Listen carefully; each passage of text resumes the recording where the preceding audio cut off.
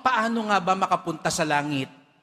Kaya nga siguro napakalapit ni Jesus Nazareno sa ating puso sapagkat sinasalamin niya ang landas patungong langit.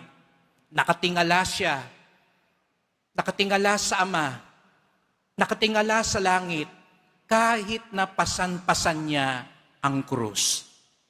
Kahit na bigat siya sa krus.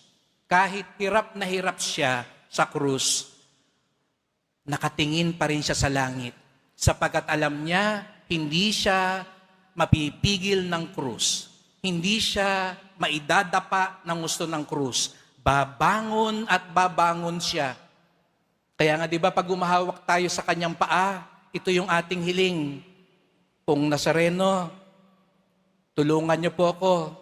Mabigat ang aking krus, pero babangon ako. Magpapatuloy ako at alam ko mo, makararating ako sa langit. Pero yun nga ang nais niyang sabihin sa atin. Ang langit ang makatutulong sa atin, ang krus ang makatutulong sa atin makapuntang langit. Minsan natatakot tayo sa krus. Gusto natin bitawan ng krus. Kaya nga ang Nazareno hindi binitawan ng krus.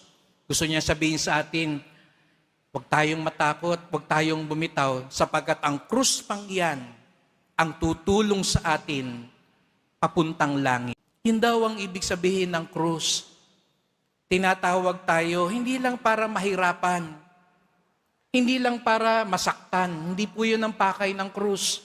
Mamatay sa sarili, katulad ng isang butil ng trigo, upang sa pagpatay ng sarili, mabuhay ang Diyos sa atin.